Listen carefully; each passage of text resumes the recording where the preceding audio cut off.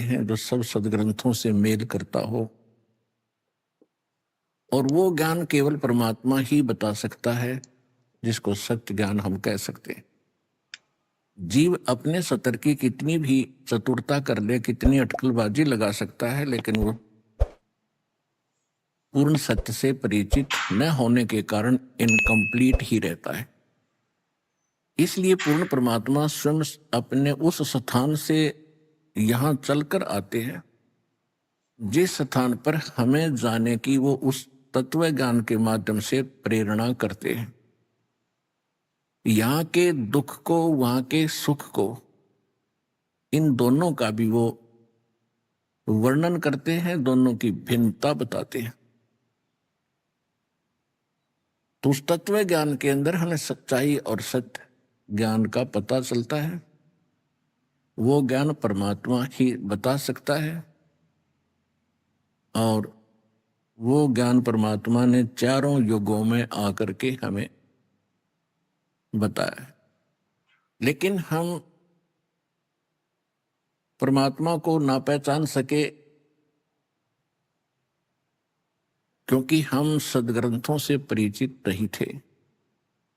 हमने कुछ ऐसे व्यक्तियों पर विश्वास किया जो हमारे सदग्रंथों से, वेदों, गीता, पुराण आदि से वो स्वयं अपरिचित थे। दूसरे शब्दों में कहें कि वो अध्यात्म ज्ञान नेत्रहीन अंधे थे। सभी सदग्रंथों को कंठस्थ भी याद कर लेते थे। उसका सारांश क्या है, वो सदग्रंथ हमें संदेश क्या दे रहा है, इसका उनको कतई ज्ञान नहीं था। उसके विषय में परमात्मा जब भी आए हैं ये बताया करते थे कि जो तुम्हारे धर्म गुरु हैं ये तुम्हें विद्वान अवश्य नजर आते हैं, पूरे जानकार नजर आते हैं, पर ये पूर्ण रूप से अज्ञानी है। इनकी तत्व ज्ञान रूपी आंखों को मोतिया बंद हो चुका है। लेकिन उस समय ऐसा था जब परमात्मा सन 1398 से सन 1518 तक 120 वर्ष इस पृथ्वी पर रहे, हमें ज्ञान देते रहे, प्रमाण देते रहे। भगवान जो किया करता है वो समाधान देते रहे, पर हम इतने अनजान हो चुके हैं अज्ञानता के कारण, हम भगवान को भगवान नहीं मान सके। हम उनको केवल एक कवि और जुलाहा धानक कबीर जानकर बस इतनी ही उनकी महिमा सुनते सुनाते रहे। उस परमेश्वर ने 600 वर्ष पहले कहा था, मोती मुक्ता दर्शत नाही, ये जग है सब अंधरे, दिक्कत के तो नैन चश्म, इनके फेरा मोतिया बंदरे। ये तुम्हारे धर्मगुरु तुम्हें बड़े विद्वान नजर आते हैं, पर इनके ज्ञान वाली आंखों पर मोतिया बंद है, इनको कुछ भी ज्ञान नहीं। जैसा कि परमात्मा का विधान है वो स्वयं आकर के ज्ञान देता है। अच्छी आत्माओं को मिलते हैं, उनको तत्व ज्ञान से परिचित कराते हैं। कवियों की तरह आचरण करते हुए भगवान घूमा फिरा करते हैं। तो परमात्मा क्या बताते हैं, चारों युग में संत पुकारे। जिनसे भगवान मिले उन्होंने भी यही संदेश दिया, और को के कहा हम हेल रे। हमने भी ऊंचे स्वर में आवाज लगा लगा कर यही बताया। क्या बताया, हीरे माणक मोती बरसे, ये जग चुगता ढेल रे। हम पूर्ण मोक्ष और पूर्ण सुखदाई उस तत्व ज्ञान रूपी साधना और ज्ञान, हम ये हीरे मोती तुम्हें बरसा रहे हैं, तुम्हारे आगे डाल रहे हैं। लेकिन आप जी उन अज्ञानी ऋषि, महर्षि, आचार्यों, शंकराचार्यों से भ्रमित होकर शास्त्र विधि ताकर आन उपासना, अन्य देवताओं की पूजा कर रहे हो।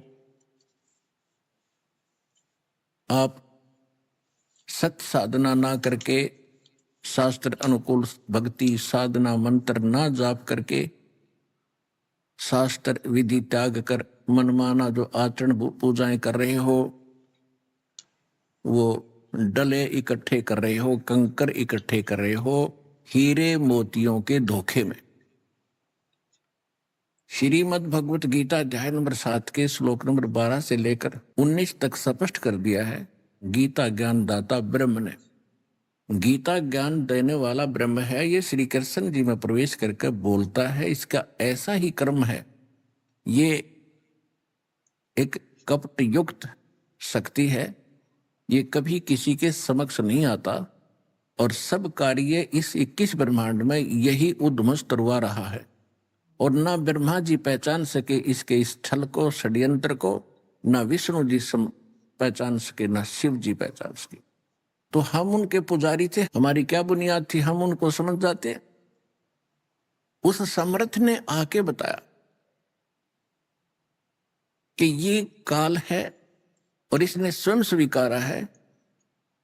गीता अध्याय नंबर 4 के श्लोक नंबर 5 और 9 में कि मेरे और तेरे अर्जुन बहुत जन्म हो चुके हैं, ना तू अविनाशी ना मैं अविनाशी, तू नहीं जानता मैं जानता हूं। और 9 में ये कहा कि मेरे कर्म अलौकिक हैं। तो इसके अलौकिक कर्म यही है कि सामने आता नहीं। 7वें अध्याय के 24-25 श्लोक में कहा गीता में कि मैं अपनी योग माया से छुपा रहता हूं, मैं कभी किसी के समक्ष नहीं आता। ये मेरा अटल घटिया नियम है, अनुत्तम नियम है। और ये मूर्ख लोग जो सामने खड़े हैं, मुझ अव्यक्तम कि मैं कभी किसी के सामने नहीं आता, अव्यक्त रहता हूं। माम अव्यक्तम व्यक्तिम आपनम मनन्ते अबुधा, ये बिना बुद्धि के लोग मुझे, मैं कभी व्यक्ति रूप में नहीं किसी के समक्ष आता, अपने वास्तविक रूप में। और ये मुझे कृष्ण रूप में व्यक्ति मान रहे होंगे, मैं बोल रहा हूं, मैं कृष्ण नहीं हूं। तो इस प्रकार ये ऐसे कर्म करता है। तो श्री कृष्ण जी में प्रवेश करके होय होय इसने वो गीता का ज्ञान बोला। जैसे विष्णु पुराण में आप जी को दास ने बहुत बार प्रमाण दिखाए हैं कि एक बार देवताओं और राक्षसों का युद्ध हो गया, राक्षस जीत गए, देवता भाग गए मैदान छोड़ के। फिर उन्होंने कहीं समुद्र के किनारे जाकर इकट्ठे होकर स्तुति करी विष्णु भगवान की। विष्णु के रूप में ये काल प्रकट होकर कहने लगा कि तुम ससाद के पुत्र पुरंजय नामक एक क्षत्रिय है, सूरवीर, उसको युद्ध के लिए तैयार करो, मैं उसके शरीर में प्रवेश करूंगा और फिर राक्षसों का नाश कर दूंगा। और ऐसा ही हुआ। इसी प्रकार एक बार गंधर्वों ने नाग गोत्र वाले व्यक्तियों की सारी प्रभुता छीन ली, सारे उनके रतन लाल छीन लिए, सब पद छीन लिए, उनको भगा दिया, वहां से देश निकाला दे दिया। उन्होंने स्तुति करी विष्णु भगवान की, ये काल प्रकट हो गया विष्णु जी के रूप में। तो उसने कहा कि आप जाकर के एक प्रकुष्ठ नामक अक्षत्रिय राजा है और उसको युद्ध के लिए तैयार करो और उनको ललकारो फिर गंधर्व को। ऐसा ही किया गया। इसने कहा कि मैं उस प्रकुष्ठ के शरीर में प्रवेश करके उनको मार दूंगा। ऐसा ही हुआ। तो ये ऐसा ही करता है, ये स्वयं सामने नहीं आता। इसने जो जुल्म करना और कराना है, जिसके पक्ष में खड़ा हो जाता है, उसको उसकी हेल्प करने के लिए ऐसे गुप्त कार्य करता। तो यहां श्री कृष्ण जी नीचा रहे थे, महाभारत का युद्ध हो, बिल्कुल यहां तक निर्णय ले लिया था उस महात्मा ने कि मैं युद्ध भी नहीं करूंगा, मैं हथियार भी नहीं उठाऊंगा, एक तरफ मैं अकेला हूंगा, एक तरफ मेरी सेना होगी, बांट लो आधा आधा। तो पांडवों ने शर्म के मारे श्री कृष्ण जी सेलेक्ट करना पड़ा, क्योंकि वो उसके नाती थे, रिश्तेदार थे। और फिर युद्ध जब स्टार्ट होने वाला था, अर्जुन मना कर रहा है और पहले श्री कृष्ण 3 बार गए उनको युद्ध के होने वाली हानि से परिचित कराने के लिए और शांति स्थापना करने के लिए, पर नहीं माने। और अब अर्जुन मना कर रहा है कि मैं तो भीख मांग कर खा लेंगे, पर चाचे ताऊ भाई बहनों ये बच्चों को नहीं मारेंगे हम। लेकिन वहां उसी समय काल प्रवेश कर गया श्री कृष्ण जी के अंदर, क्योंकि इसने युद्ध नाश करवाना था। और ऐसा ही हुआ। तो कहने का भाव ये है कि श्री कृष्ण जी में प्रवेश करके ये काल, ये ब्रह्म, सरपुरुष भी इसको कहते हैं। गीता अध्याय नंबर 15 के श्लोक 16 और 17 में 3 पुरुष बताए। एक सरपुरुष ये काल है, ब्रह्म है। अक्षर पुरुष ये परब्रह्म है, इस ब्रह्म से नेक्स्ट दूसरा, उसको अक्षर पुरुष भी कहते हैं, उसको परब्रह्म भी कहते हैं। ये ब्रह्म जो है ये 21 ब्रह्मांड का मालिक है। परब्रह्म जो अक्षर पुरुष है वो 7 संग ब्रह्मांड का स्वामी है, मालिक है, भगवान है, प्रभु है। और गीता अध्याय नंबर 15 के श्लोक नंबर 16 में तो 2 पुरुष बता दिए, सरपुरुष और अक्षर पुरुष। ये तो दोनों की सतिथि आपको बता दी। और ये नासवान है दोनों, और इनके अंतर्गत जितने प्राणी हैं वो भी जन्म मृत्यु के अंदर ही रहते हैं। इसलिए गीता अध्याय नंबर 15 के श्लोक नंबर 17 में तुरंत कहा है कि उत्तम पुरुष तो अन्य परमात्मा इति उदाहरते, वो श्रेष्ठ परमात्मा तो इन दोनों से, सरपुरुष और अक्षर पुरुष से कोई और है। और जिसको परमात्मा कहा जाता है, उत्तम पुरुष तो अन्य परमात्मा इति उदाहरते, ये लोग त्रिम अविश्य विवर्ती अवैश्वर, जो तीनों लोकों में प्रवेश करके यानी सबका धारण पोषण करने वाला संसार रूपी वृक्ष की मूल जड़ वही परमात्मा है जो इन दोनों से भिन्न है। वो वास्तव में पुरुषोत्तम है, वो वास्तव में अविनाशी है, और वो सबका धारण पोषण करता है, वो सबका दाता है।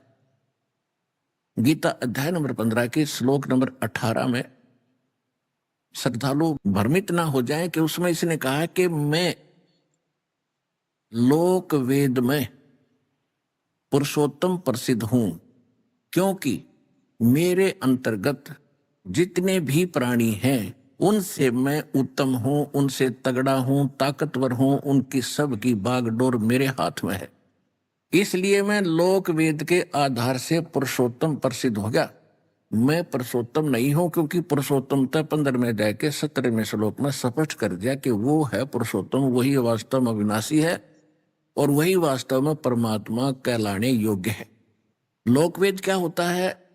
अज्ञान, अक्षेत्रीय ज्ञान, जो किसी क्षेत्र में किसी देव की महिमा हो जाती है उसी को सुप्रीम मानकर आधारित हो जाते हैं। जैसे दास पहले हनुमान, श्री राम, श्री कृष्ण जी के पुजारी था, बाबा श्याम जी आदि के पुजारी थे। ये था लोक वेद के आधार से हम इनको सुप्रीम पावर मान रहे थे, श्री राम और श्री कृष्ण, विष्णु जी को और शंकर जी को, और इनकी कोई माता पिता नहीं, यह जन्मा है, ऐसे हमने लोक वेद सुन रखा था। अब सच्चाई का पता चला कि ये खुद कहते हैं श्रीमद देवी भागवत यानी देवी पुराण के 3रे स्कंद में 123 पृष्ठ पर, जो गीता प्रेस गोरखपुर से प्रकाशित है, सचित्र मोटा टाइप में, खुद विष्णु जी स्वीकार करते हैं कि तुम शुद्ध स्वरूपा हो। अपनी मां दुर्गा की स्तुति कर रही है, तुम शुद्ध स्वरूपा हो, यह सारा संसार आपसे उद्भासित हो रहा है। मैं और ब्रह्मा और विष्णु आपकी कृपा से ही हम विद्यमान हैं। हमारा आविर्भाव माने जन्म, तिरोभाव माने मृत्यु होता है, हम अविनाशी नहीं। तो अब ये सच्चाई सदग्रंथों में, इनकी जीवनी में लिखा है। ये खुद मान रहे हैं कि हम नासवान है, हमारी जन्म मृत्यु होती है, और दुर्गा इनकी माता है। शंकर भगवान स्वयं कहते हैं कि जब ब्रह्मा जी आपसे उत्पन्न हुए हैं और विष्णु जी उसके बाद आप उत्पन्न हुए हैं, तो मैं भी आपका बेटा हूं, आप मुझे नहीं बहका सकते। तो क्या तमोगुणी लीला करने वाला शंकर मैं आपका बेटा नहीं हुआ? इसे सिद्ध है कि दुर्गा इनकी माता है और ये तीनों नासवान है। ये है यथार्थ ज्ञान। और पहले हमने सुन रखा था लोकवेद, इसलिए हम लोकवेद के आधार से ये गलत साधना, शास्त्र विधि त्याग कर मनमाना आचरण कर रहे थे। इसके विषय में परमेश्वर ने अपने ऊपर उदाहरण देकर बताया है, पीछे लग गया जाऊं था मैं लोक वेद के साथ, रस्ते में सतगुरु मिले दीपक दे दिया हाथ। जैसे हम लोक वेद के आधार से भक्ति के मार्ग पर, रास्ते पर चल रहे थे, जो साधनाएं दंत कथाओं से हमने सुनी थी वही कर रहे थे। कहते हैं उसी भक्ति मार्ग में फिर हमें कोई सतगुरु मिल गया, उसने तत्व ज्ञान रूपी टॉर्च, एक लैंप दे दिया।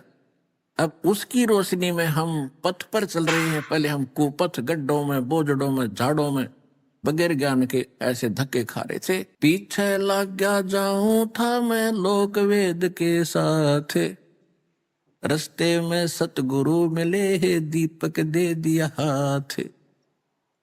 तो इस प्रकार गीता अध्याय नंबर 15 के श्लोक 18 में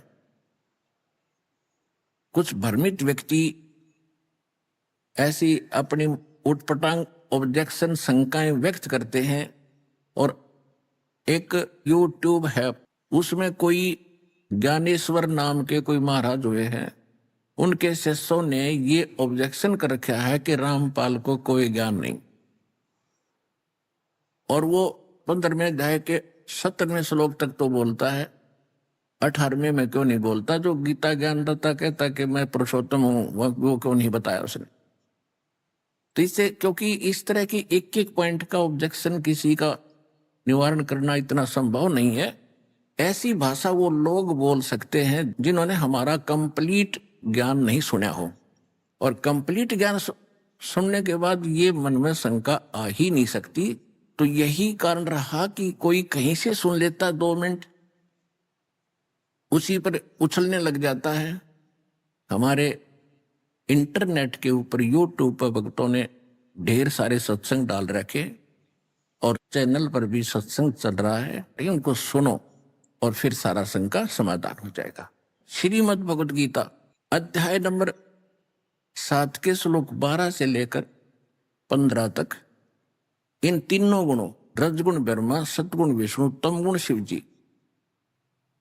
की जो भक्ति करते हैं और इन पर आरूढ़ हो गए हैं, इनसे आगे किसी की कुछ सुनने को तैयार नहीं है।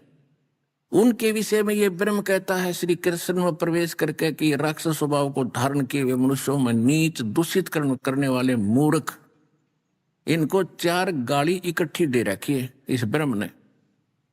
ये कहता है कि ये मेरी भक्ति भी ना करते, इन अन्य देवताओं में ही फंसे रहते हैं। और इसी 7वें अध्याय के 20 से लेकर 23 तक इन 4 श्लोकों में भी यही निर्णय दिया है कि ये जो अन्य देवताओं की जो पूजा करते हैं, ये भगवान समझकर पूज रहे हैं, और इन देवताओं को मैंने कुछ थोड़ी बहुत पावर दे रखी है, वो मेरे से प्राप्त पावर से कुछ अक्षणिक लाभ इन को देते हैं, लेकिन ये बुद्धिहीन देवताओं को पूजने वाले देवताओं को प्राप्त होंगे, मुझे पूजने वाले मुझे प्राप्त होंगे। अब इसमें स्पष्ट कर दिया। तो जो विष्णु जी का पुजारी है और रामपाल को नो का वो नकली ज्ञान रखता है, तो इससे आप समझ लेना वो कितना ज्ञान युक्त है, अंडरस्टूड है, जो विष्णु जी का पुजारी है। तो विष्णु जी को यानी सतोगुण को श्री मद् भगवद गीता के अध्याय नंबर 7 के श्लोक 12 से 15 में क्या उपमा दे रखी है? राक्षस स्वभाव को धारण किए हुए मनुष्यों में नीच और दूषित कर्म करने वाले मूर्ख, ये मेरी पूजा भी नहीं करते। रजगुण ब्रह्मा जी, सतगुण विष्णु, तमगुण शिव जी है। मार्कंडे पुराण गीता प्रेस गोरखपुर से प्रकाशित सचित्र मोटा टाइप यही क्लियर कर रखा है कि रजगुण ब्रह्मा, सतगुण विष्णु, तमगुण शिव जी, यही 3 गुण है और यही 3 देवता है। और ऐसे ही हेमराज श्री कृष्णदास प्रकाशन मुंबई से प्रकाशित, जिसमें संस्कृत भी साथ में है, पूरा उल्लेख है, देवी पुराण में स्पष्ट किया हुआ है। शंकर भगवान कहते, हे माता, यदि आप हमारे ऊपर दयालु हैं तो मुझे तमोगुण क्यों बना दिया, विष्णु जी को सतोगुण क्यों बनाया और ब्रह्मा जी को रजोगुण युक्त क्यों बना दिया? यदि आप हम पर दयालु हो, क्योंकि इनको मालूम है कि हमारे साथ ये सारा बूचड़ खाना चल रहा है। ब्रह्मा जी से रजोगुण की किरणें निकल रही हैं, जिससे सब प्राणी प्रभावित होकर संतान उत्पत्ति करते हैं। विष्णु जी के अंदर से जो रेज निकल रही है, उनसे प्रभावित होकर हम एक दूसरे में जकड़े पड़े, ममता के अंदर, मोह के अंदर। और शंकर जी का कार्य ये खुद देवताओं है, ये सब का नाश करता है। तो जो नाश करता है वो वेश होकर करता है। शिव जी कोई बालक नहीं, कोई राक्षस नहीं, लेकिन इसके अंदर वो गुण भर दिया। रिमोट काल के हाथ में इसके अंदर ऐसी चाबी भर देता, इसके बस का नहीं रहता, उद्मस्तार देता फिर ये, और उसी से हम प्रभावित होकर लड़ रहे हैं, झगड़ रहे हैं, हत्या भी कर देते। तो ये खुद कहते हैं कि मैं तमोगुण क्यों बना दिया, और विष्णु जी को आपने सतोगुण क्यों जन्म दे दिया, और ब्रह्मा जी को रजोगुण क्यों बना दिया? अगर दयालु हो तो हम पर। तिथि सिद्धम रजगुण ब्रह्मा, सतगुण विष्णु, तमगुण शिव जी है। और इनको गीता अध्याय नंबर 7 के श्लोक 12 से 15 में स्पष्ट कर दिया। राक्षस स्वभाव को धारण किए हुए मनुष्यों में नीच दूषित कर्म करने वाले मूर्ख मेरी भक्ति भी ना करते, इससे सिद्ध है कि इनकी भक्ति भी करी जाती है तीनों गुणों की, और उससे ऊपर ब्रह्म बोल रहा है ये मेरी भक्ति नहीं करते। फिर कहता है मेरी भक्ति 4 प्रकार की करते हैं। गीता अध्याय नंबर 7 के श्लोक में 16 से 18 तक। अर्थार्थी, अर्थ, जिज्ञासु और ज्ञानी। अर्थार्थी जिसमें संकट आ जाता है वो वेदों के मंत्रों से ही अनुष्ठान किया करता है और किसी जंतर मंत्र का सहयोग नहीं लेता, वो ब्रह्म उपासक कहलाता है। जैसे ये हवन करते हैं कुछ व्यक्ति, कुछ आचार्य, कुछ संत, और वेद मंत्रों से ही वो हवन करते हैं, तो वो है उस 2 प्रकार में से एक। संकट निवारण के लिए भी वही करते हैं, और धन लाभ के लिए आर्थिक अर्थार्थी जो होते वो भी वेद मंत्रों से ही हवन आदि का अनुष्ठान करके, तो वो ब्रह्म उपासक माने जाते। और जिज्ञासु होते जो घर से निकलते हैं परमात्मा पाने के लिए, और जैसे उनको संत मिलते हैं उनसे ज्ञान ग्रहण करके स्वयं वक्ता बन जाते हैं और वाह के पात्र बनकर अपना जीवन नाश कर जाते हैं। तो ये 3 प्रकार के साधक जो ब्रह्म के साधक है, जो वो ब्रह्मा विष्णु महेश की पूजा नहीं करते, लेकिन वो इनकम्प्लीट है उनका उद्देश्य, तो तीनों को रिजेक्ट कर दिया। चौथा ज्ञानी कहा ये बहुत अच्छी आत्मा है। ज्ञानी वो होता जिसको ये पता लग गया कि मनुष्य जीवन बार बार नहीं मिलेगा, और मनुष्य जीवन प्राप्त करके केवल एक उद्देश्य होता, आत्म कल्याण हो। आत्म कल्याण अन्य देवताओं की पूजा ब्रह्मा विष्णु महेश से नहीं होगा, ये ज्ञानी को पता लग जाता है। उसको ये पता लग जाता है पूर्ण परमात्मा की एक भक्ति से ही मोक्ष होगा। तो गीता ज्ञानदाता 7वें अध्याय के 16 से 18 श्लोक में ये कहता है ये ज्ञानी आत्मा है तो नेक, यानी समर्पित है मेरे ऊपर, ब्रह्म को फाइनल मान लिया इन्होंने गलती से, क्योंकि इनको वो तत्वदर्शी संत नहीं मिला। कौन सा? जो यजुर्वेद अध्याय नंबर 40 के मंत्र 10 में कहा है वेद ज्ञान दाता यही है ब्रह्म। ये कहता कोई तो परमात्मा को जन्म लेने वाला कहता है, यानी श्री राम श्री कृष्ण आदि के रूप में अवतार धारण करता है। कोई कहता वो अजन्मा है, वो जन्म लेता ही नहीं, वो तो निराकार है। तो ये सही जानकारी वो तत्वदर्शी संत देते हैं, उनसे सुनो। इससे सिद्ध है कि वेद में कंप्लीट स्पिरिचुअल नॉलेज नहीं है। और यजुर्वेद अध्याय नंबर 40 के मंत्र 15 में इसने अपना ज्ञान बताया है, वायु अनिलम अमृतम अथितम भस्मांतम शरीरम ओम कर्तु समर किलवे समर और कर्तुम समर। ओम नाम का जाप ये ब्रह्म का है, इसको काम करते करते अपने संसारिक काम के करते करते भजन करो, विशेष कसक के साथ श्रद्धा के साथ भजन करो, और मनुष्य जीवन का मूल कर्तव्य जान के ओम का सिमरण करो। यजुर्वेद अध्याय नंबर 40 के श्लोक नंबर 16 में तो ये बताया कि जो जिसकी भक्ति करेगा उसी को प्राप्त होगा। 17 में स्पष्ट कर दिया कि पूर्ण परमात्मा तो गुप्त है, और मैं ब्रह्म हूं और ब्रह्मलोक रूपी दिव्य आकाश खम्भ में रहता हूं, और मेरा ओम नाम है। अब तुम सोच लो, यजुर्वेद का अंतिम अध्याय और अंतिम मंत्र है 17वां, 40वां अध्याय अंतिम है और मंत्र भी 17वां अंतिम है। इसमें स्पष्ट कर दिया कि वो परमात्मा तो प्रोक्ष है, उसके विषय में मैं नहीं जानता। उसके विषय बता दिया 40वें अध्याय के 10वें श्लोक में कि तत्वदर्शी संत बताते हैं धीराणाम, धीराणाम लिखा संस्कृत में, यानी तत्वदर्शी संत, उनसे पूछो। तो एक आध भक्त जो, क्योंकि पहले तो ज्ञान था ही नहीं, वेद किसी ने देखे न सुने थे, तो कल एक भक्त चलते चलते कह रहा जी आप तो कह रहे हो कि सोम शब्द हम जग में लाए, आप दिखाते हो 40वें अध्याय के 17वें श्लोक में सोहम शब्द है, अकल तो इनमें है नहीं। देखो, और दास में भी दोष निकाल रहे थे, आज तक कैफे का नहीं पता था। इसमें सो अहम है, नोट सोहम है। सो का अलग संधिच्छेद होता है और अहम अलग होता है। वो सोहम वो नहीं है जो हम परमात्मा बताते हैं। तो इन छोटी छोटी बातों में अनजान व्यक्ति इस तरह की शंका व्यक्त वही करते हैं जो कंप्लीट नहीं सुनते हमारे ज्ञान को। तो यहाँ एक एक व्यक्ति को देखो पर्सनली नहीं बताया जा सकता। सत्संग का उद्देश्य यही होता है कि सामूहिक ज्ञान दिया जाएगा, और फिर डीवीडी सीडी बनाई और देखिएगा, स्पष्ट दिखाई देता। तो ऐसे व्यक्तियों को चाहिए कि वो ज्यादा ज्ञान सुने और भ्रमित ना हो, बार बार सुने, तभी तो अंधेरा हटेगा। एक दिन में कोई बीए थोड़ा ही कर जाता है बच्चा, एमए थोड़ा ही कर लेता है, या डिग्री प्राप्त खुद थोड़ा ही कर लेता है, 20 वर्ष लगते हैं उसको।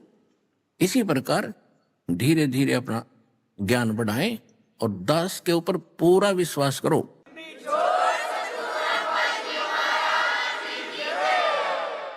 ये कोई कहने मात्र से नहीं, क्योंकि आप दूध के जले हुए हो, दास मानता है। और अब लस्सी को भी फूंक मारना अनिवार्य हो गया, स्वभाव बन गया आपका। लेकिन दास ऐसी शंका छोड़ेगा नहीं कि आपने फूंक मारनी पड़ेगी। कति क्लियर दिखा दूंगा, ये दूध है और ये पानी है, सामने स्पष्ट कर दिया।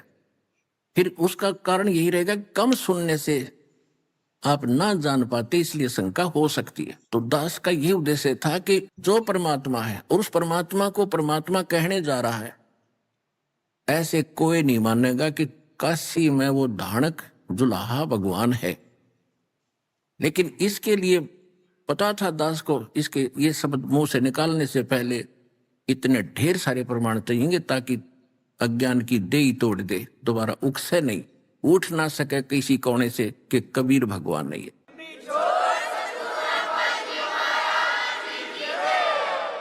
तो परमात्मा ने वो ढेर सारे प्रमाण दे दिए, एक एक बिंदु पर छह प्रमाणित कर दिया, वेद से प्रमाणित कर दिया, परमात्मा की लीला से प्रमाणित कर दिया। और जिन महापुरुषों को हम आज तक आदरणीय मानते रहे, जिनको भगवान मेरे, उनकी अमर वाणी से प्रमाणित कर दिया कि कबीर इज गॉड।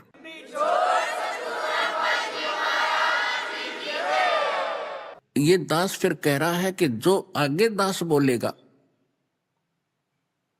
उस पे आपने आंख मीच कर विश्वास करना चाहिए, क्योंकि समझदार को इतना संकेत बहुत होता है किसी को जांचने के लिए कि किस सत्र का संत है। और फिर कोई छोटी मोटी ऑब्जेक्शन आता है तो अपनी बुद्धि की कमजोरी मानना कि हम नहीं समझ पा रहे हैं, गुरुजी सही बोल रहे होंगे, इतना भी कर रखोगे तो भी भक्ति बनी रहेगी। अगर दास में दोष निकाल दिया और तो फिर आपका भक्ति समाप्त होनी शुरू हो जाएगी, पंचर हो जाएगा। एक नियम है इस भक्ति का, गुरुजी के प्रति 100% विश्वास रखे, 100%। और उन नकलियों ने, इस भगवान के बच्चों में एक ये गुण होता है कि वो संत पर 100% समर्पित और विश्वास किया करते हैं। उन्होंने इसका दुरुपयोग कर लिया और वहां से ये छक के हट लिए कि वहां कुछ नहीं पाया। तो फिर कालनत यही करना था कि जब सही ठिकाने जाएगा वहां भी ये फिर एक बकवादों से भर जाएगा, इसको विश्वास होगा ही नहीं जल्दी सी, और ये फिर अपने कर्म बिगाड़ता रहेगा, अंदर कुछ खरपतवार पैदा करके। उस गुरु के प्रति नाम लेने से पहले दास आपको इतना ढेर सारा ज्ञान देता है, उसको सुनकर कति फाइनल होकर तब दास से दीक्षा लो। और फिर बीच में जब मन में दोष आता है तो आप नाम रहित हो जाते हो। संत के प्रति जरा सा भी किसी प्रकार का दोष आएगा तो भगवान प्रसन्न नहीं होगा आपसे और फिर रुष्ट हो जाएगा। परमात्मा कहते हैं, मम संत मुझे जान मेरा ही स्वरूपम। कबीर साहब कहते हैं कि मेरे संत को जो मैं भेजूंगा, कलयुग के जो 5505 वर्ष बीत जाएंगे उसके बाद वो सामने आएगा जग के, तो उसके ऊपर मुझे ही समझना, उसके स्थान पर। मम संत मुझे जान मेरा ही स्वरूपम। कबीर साहब कहते हैं कि मेरे संत को जो मैं भेजूंगा, कलयुग के जो 5505 वर्ष बीत जाएंगे उसके बाद वो सामने आएगा जग के, तो मुझे ही समझना उसके स्थान पर।